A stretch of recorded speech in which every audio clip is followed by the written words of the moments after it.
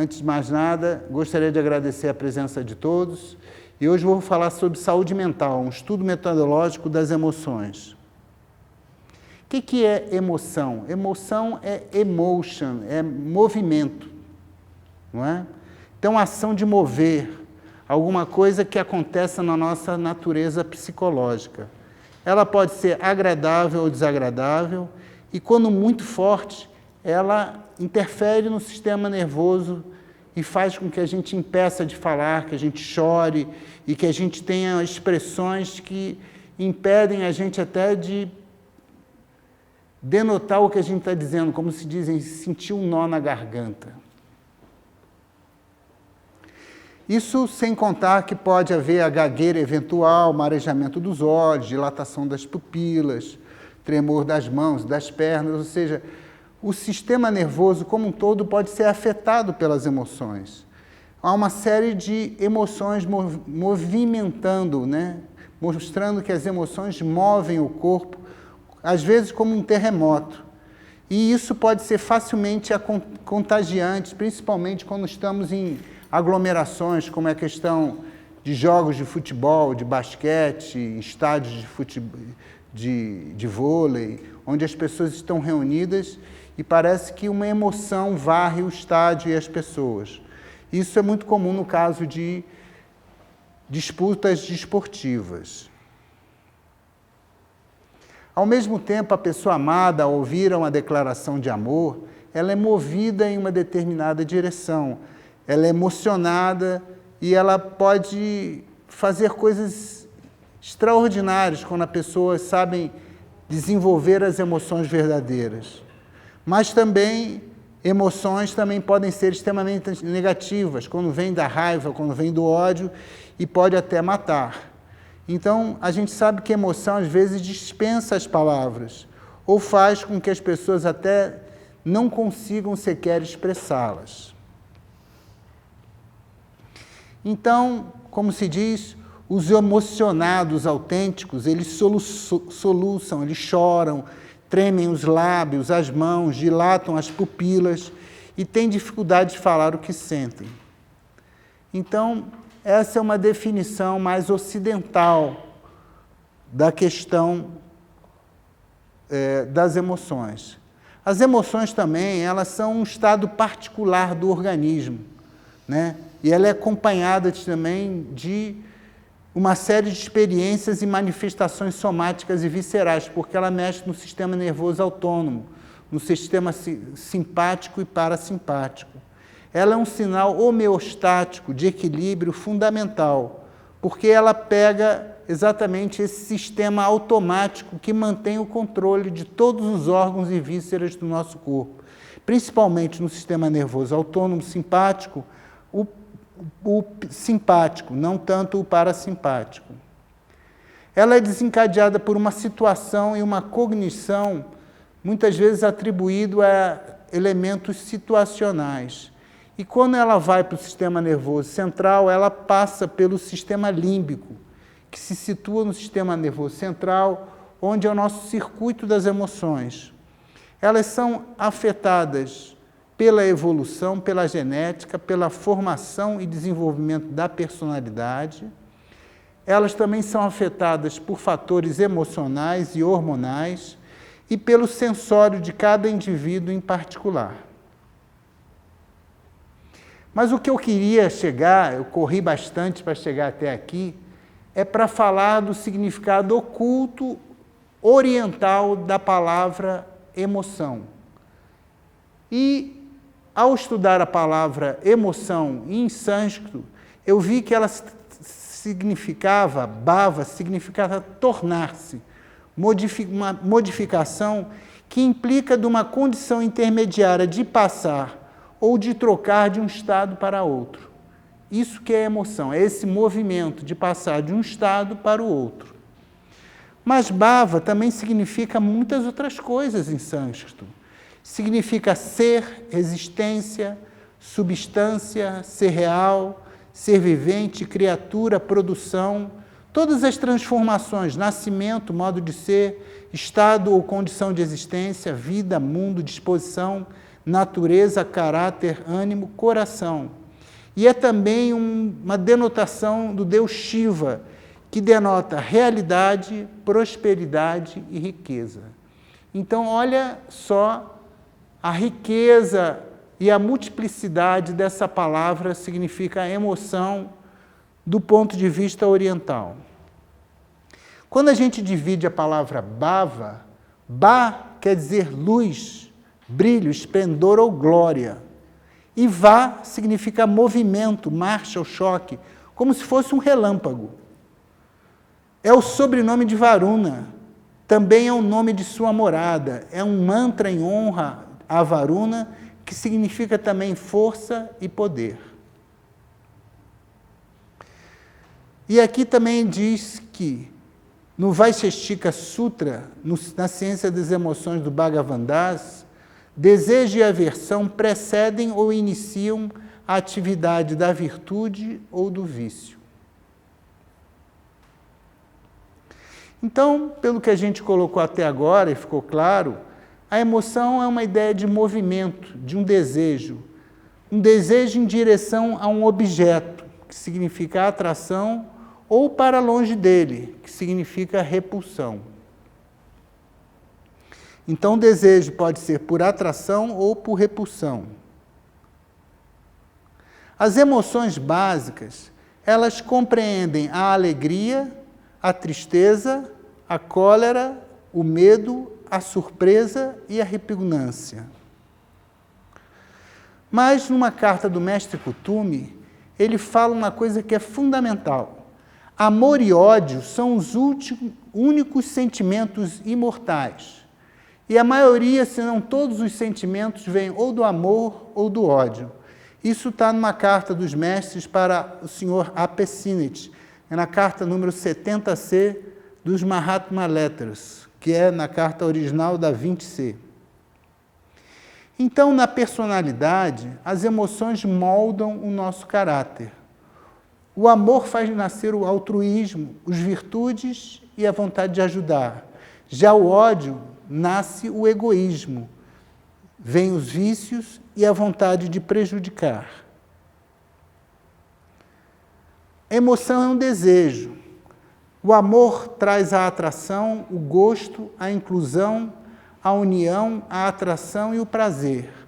O ódio traz a repulsão, o desgosto, a exclusão, a fragmentação, a aversão e a dor. Então, o amor significa na vida a afirmação do eu, e do ódio, o do não eu. Então, o eu é afirmação, o do não eu é negação. O eu é consciência, o não eu é inconsciência. O eu é a verdade, o não eu é a mentira. O eu é a luz, o não eu é a sombra. O eu é realidade, o não eu é a ilusão. O eu é júbilo, não eu é melancolia. O eu é a renúncia, o não eu mesquinharia. O eu é generosidade, o não eu é avareza. O eu é construção, o não eu destruição. O eu, como se diz em psicologia, é a pulsão de vida. O não eu é a pulsão de morte. Então, como é que o amor se expressa na nossa vida? O amor se expressa com os nossos superiores numa situação de reverência, de respeito, de adoração, fidelidade e lealdade. Com os nossos iguais, ele se expressa como amizade, como afetividade, como boa vontade, com arrebatamento e tolerância. E com os nossos inferiores, podem ser os animais, podem ser os nossos filhos, podem ser as pessoas que trabalham conosco, como amabilidade, como ternura, caridade, misericórdia e simpatia. Já o ódio, em relação aos seus superiores, vai aparecer como medo, apreensão, terror e horror.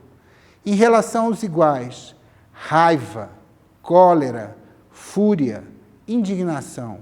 Em relação aos inferiores, escárnio, desdém, arrogância e ofensa. Vocês percebem que é diferente como o amor e o ódio aparecem quando é em relação ao superior, em relação aos nossos iguais e em relação aos nossos inferiores. Isso de acordo com a nossa mente, é claro, né? E as virtudes? Em relação aos nossos superiores, reverência, modéstia, humildade, lealdade e submissão. Em relação aos nossos iguais, amizade, polidez, cortesia, afeição, contentamento. Em relação aos inferiores, benevolência, suavidade, generosidade, doçura e bondade. Em relação aos vícios, relação aos superiores, covardia, timidez e pusilanimidade. Em relação aos iguais, irritabilidade, grosseria e vaidade. Em relação aos inferiores, orgulho, arrogância e insolência. Em relação ao comportamento, aí também já modifica um pouquinho. Em relação aos superiores, é fidelidade, devoção, homenagem, reverência e adoração. Em relação aos iguais, aprovação, respeito, conciliação, a brincadeira e o incentivo. Em relação aos inferiores, recompensa, o abençoar, o perdoar, o ser bem-humorado e o sorrir. Então, vocês veem que o amor ele se expressa diferentemente quando se traduz em relação às pessoas que nós consideramos superiores a nós, que nós consideramos iguais ou semelhantes a nós, ou com aqueles que a gente considera o que são inferiores a nós. Podem ser nossos filhos, podem ser nossos animais, podem ser nossos subalternos no trabalho. Já o ódio, como é que é o nosso comportamento com os nossos superiores? Ingratidão, calúnia, fuga, desconfiança ou vergonha. Com os nossos iguais, a famosa fofoca, recriminação, reclamação, vingança e escândalo. Escândalo vem de escandas, né? Isso é interessante, essa palavra vem do sânscrito. Em relação aos nossos inferiores, nós temos a tirania, a intimidação, a intolerância, o insulto e a injúria. Vocês veem que sempre com os inferiores é sempre pior, né? A gente pisa com mais força, com mais raiva, com mais tirania. Então, esse aí é uma forma de nós vermos como nós somos afetados pelo querer. Se eu quero, eu desejo, há uma expansão do eu posso ou eu não posso. Se eu posso, os outros podem, você pode, tudo é possível. Eu saio fortalecido, eu saio feliz, eu saio satisfeito, eu saio orgulhoso, eu saio alegre. Mas se eu não posso, há um estado de contração, de baixa energia, uma tristeza do eu não posso. Se eu não posso, eles não podem, ninguém pode. Isso é uma doença chamada depressão. Agora, se essa coisa vai para fora em vez de para dentro, eu posso e eu não, você pode e eu não posso, então vai um estado de violência. Então, já que eu não posso, você também não vai poder. E eu posso até matar você, porque eu não suporto o você pode e eu não posso. Então, o amor é quando todo mundo sai fortalecido, tudo acontece de bom. E quando o amor não acontece, ou eu me jogo para dentro de mim, leva à depressão e eu posso até me matar, e quando eu boto essa energia de ódio para fora, essa forma de energia pode até matar o outro, porque eu não suporto que alguém possa conseguir algo que eu não possa. Então é mais ou menos isso, o querer e o não ser capaz. O bloqueio leva a uma reação passiva, leva à tristeza e à depressão. O bloqueio levando a uma reação ativa, leva à frustração, leva ao ódio e leva à violência. Então vamos a uns exemplos. Existem emoções que não são somente ódio e não só somente amor. Elas são emoções contraditórias, elas têm ódio e amor. Então, ciúme. Ciúme vem do latim zelos, cius, que originou a palavra cio, que tem a ver com sexo. Então, o que quer dizer ciúme? Eu amo o que me pertence e detesto a ideia de que outro venha possuí-lo e não eu. Além de mim, essa ideia de perda do objeto idealizado. É um sentimento de posse exclusiva. Exemplo, uma rivalidade amorosa, um triângulo amoroso. O que quer dizer isso? Eu amo aquela pessoa, mas detesto que ela ame a outra e não eu. Então tem amor e tem ódio. Como é que pode ter amor e ódio ao mesmo tempo? Onde o ódio existe, o amor não pode subsistir. Não é? Vamos dar um outro exemplo de uma emoção complexa. Inveja. Inveja vem do latim invidia, a vontade de não ver. Eu amo o que você conquistou, mas odeio que seja seu e não meu. Isso pode gerar também um desejo de vingança, de desforra, além da sensação de amargura e despeito. É o desgosto ou o pesar pelo bem ou felicidade alheia, causando a minha infelicidade. É inveja. Ou seja, eu não consigo ver a sua felicidade. Eu não consigo ver as suas posses, as suas conquistas, porque isso impacta negativamente na minha pessoa. Ressentimento. Ela é associada à lembrança de uma humilhação, de uma ferida narcísica, de uma injustiça sofrida. E o ressentimento, ele provoca um desejo de vingança, de punição da ofensa. E ela pode exprimir-se de várias formas, mais ou menos hostil ou má, malvada mesmo. Ou seja, o sentimento que não foi resolvido. Geralmente é um sentimento derivado do ódio, não é? Ou da raiva. Ela pode se dissimular através do rancor ou organizar estratégias sádicas de orientação psicopática ou perversa. E essa ruminação pode alimentar vários sintomas variados conforme a estrutura das personalidades. Imaginem uma personalidade psicopática. Ela vai querer se vingar até dos parentes daquela pessoa. Então, isso é muito grave. A questão de como nós desenvolvemos emoções que vêm do amor e do ódio. E como o ódio pode estar presente ao mesmo tempo, como no caso do ciúme, como no caso da inveja, né, que a gente já mostrou anteriormente.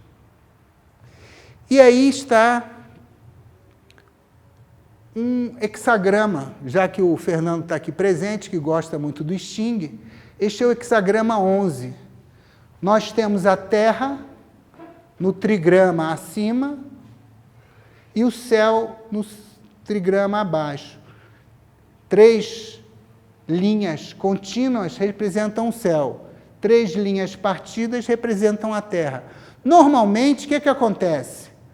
A Terra está embaixo e o céu está acima, não é assim? Mas o céu verdadeiro, para o chinês, na imaginação dele, é o contrário. O céu está abaixo e a Terra está acima. A tendência da Terra é descer. A tendência do céu é subir. Então, é um encontro perfeito de almas. Vocês percebem? Na verdade, a tendência do céu é entrar dentro da Terra. É o espírito penetrar a matéria. É isso que faz a beleza das emoções funcionarem perfeitamente. Quando o espírito penetra perfeitamente na matéria. E quando é o contrário? Quando a Terra está embaixo e o céu está em cima. O que significa isso para o chinês? podridão, estagnação. Nada funciona. A tendência do céu é subir, a tendência da terra é descer. Então, o que ele fala? Aproveitar a força da passividade, das possibilidades de espera, porque nada se pode fazer agora se não escolher a via de retirada, mas de uma retirada que deve se empregar no amadurecimento paciente. E na paz, harmonia e prosperidade, conseguidas pela sinceridade e pela tolerância com todos que nos rodeiam. Dessas atitudes se pode esperar o benefício para todos. Então, vocês veem que a observação daquilo que parece óbvio não é o que acontece no Xing. O Xing mostra que você tem um comportamento dos trigramas, que tem que se harmonizar entre si.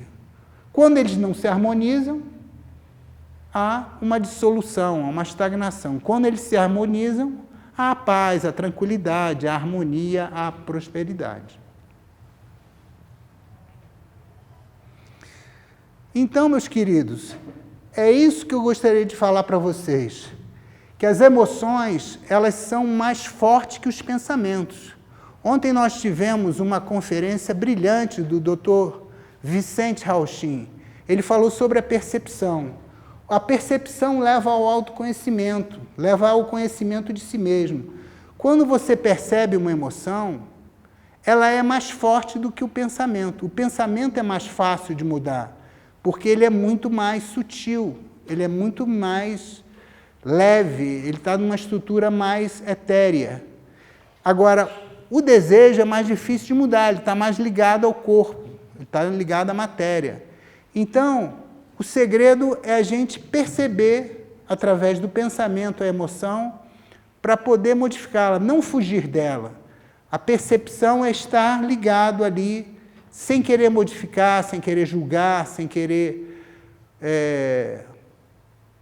desejar que aquilo fosse diferente. Estar com aquela emoção, perceber a raiva em sua natureza, como ela se apresenta. Então, foi isso que o Vicente apresentou ontem de uma maneira belíssima. Ele mostrou que os sentimentos e as emoções, elas estão muito ligados ao que a gente sente, ao que a gente percebe. E para isso você tem que estar consciente, é como se fosse uma meditação ativa. Então, essa é a consciência que a gente tem que das emoções. As emoções são movimentos, são mudanças de sentimentos, são mudanças de atitude que acontecem dentro do nosso corpo, que a gente às vezes não está consciente, mas que elas modificam.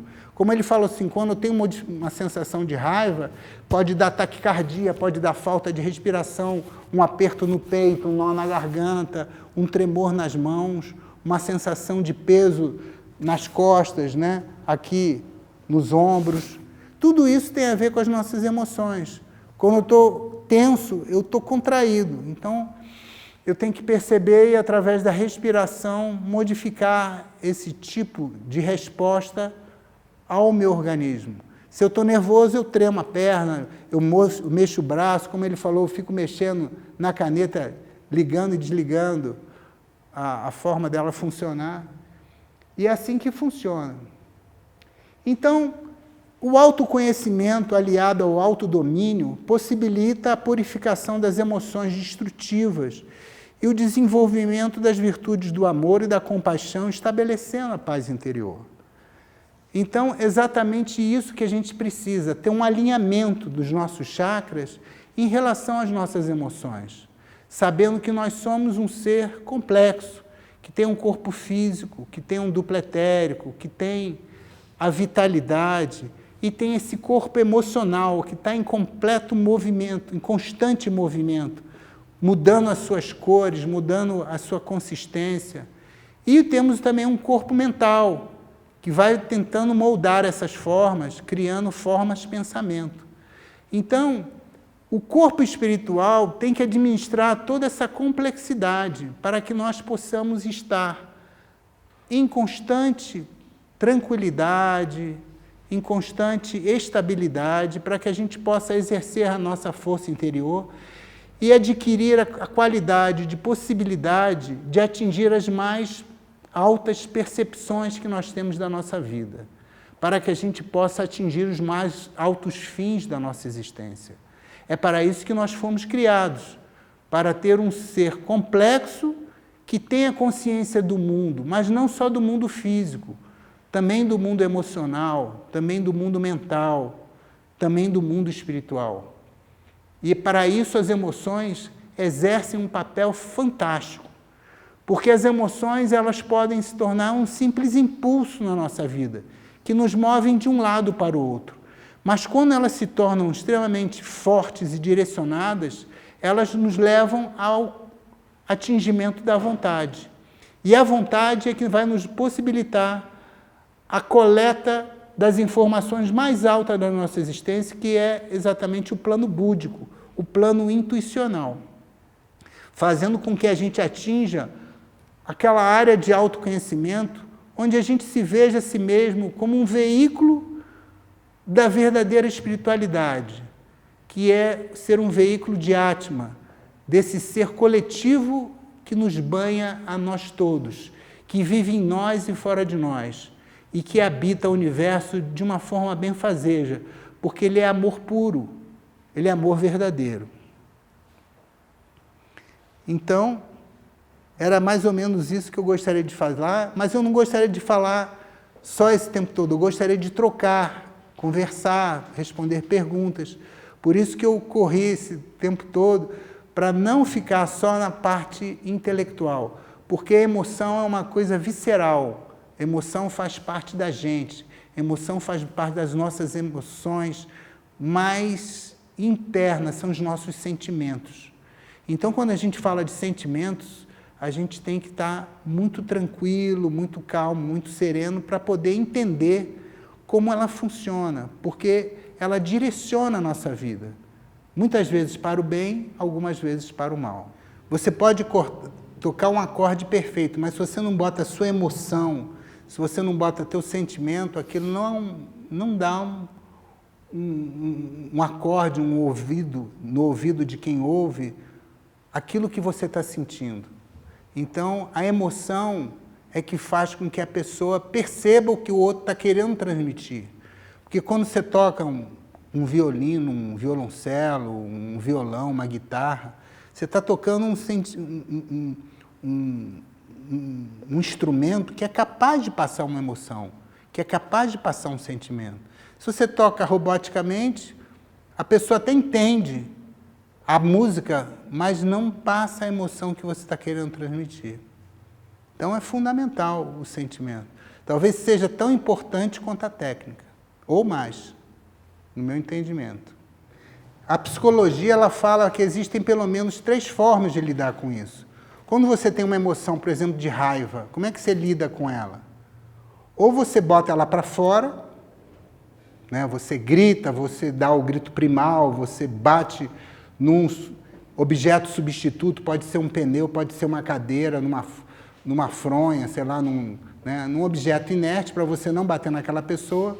Como é que se chama isso? Essa extravação de emoções? Extravasar? É. Extravasar? Sim, como é que se chama esse extravasar de emoções em psicologia? Eu também esqueci agora, mas eu estou querendo ver se vocês me ajudam a lembrar. É? Oi? Catarse, muito bem. É a catarse. Você faz uma catarse, você põe essas emoções para fora. Você faz uma catarse, muito bem. A Maria Luísa está aqui para nos ajudar. Então, quando você faz a catarse, é uma forma primária, né? Muito animal, mas você consegue botá-las para fora. Tem algumas ramos da psicologia que usam a catarse, né? Para você botar essa emoção para fora, que é muito destrutiva. Você não pode chegar diretamente na pessoa e fazer isso. Então, você vai para o meio do mato, né? Você grita, você chora, você briga com um objeto inanimado, né? Que pode, um saco de areia, chute, exatamente, você faz a catarse. A outra forma é a substituição. Você vê a emoção da raiva e tenta transformá-la no seu contrário. Não é? Isso está na ciência das emoções. Quando vocês têm uma emoção, o antídoto é dar o contrário. Não é? Então, se você está com raiva, você pensa na alegria, né, na tranquilidade. Se você está com raiva, você está com ódio, então você pensa no amor. Se você está com ciúme, você pensa na sobriedade, na tranquilidade. Então, você tenta dar o que é o antídoto para aquela hora, para que você possa substituir aquela emoção que está te incomodando, que está te machucando, na verdade, né? E a terceira, que seria a mais krishnamurtiana, seria o que eu chamo de desidentificação. Então, você imagina que a Mercedes está vendo uma novela lá, uma novela mexicana, que um está matando o outro, e ela se identifica com o personagem. Vai, mata ele, merece mais morrer. E você acha a graça dela porque ela não percebe que aquilo ali é uma história criada por um autor, interpretada por atores, criada numa televisão e passada por um broadcasting, né? Passada para vários países. Aí fala, Mercedes, isso não existe, isso não é real. Não, ele está querendo matar ela, eu quero que ele mate, eu quero que ele morra, entendeu? Então, a desidentificação é o estado do Dudu, que percebe que aquilo não é real. Então, você tem 3 formas de lidar com isso de acordo com a psicologia. A catarse, que é a mais animal, a desidentificação, que é mais hominal, digamos assim, e a desidentificação, que é a mais espiritual, que você percebe que você não é aquilo, que você não é aquelas emoções. Aquelas emoções fazem parte de você, mas você não é aquilo. É uma parte de você que se identificou com uma situação. Entendeu? Então, essa é a forma que a psicologia vê. E a forma que eu entendo, que tem essas 3 formas básicas que a psicologia nos ensina de lidar com as emoções. A catarse, a substituição e a desidentificação.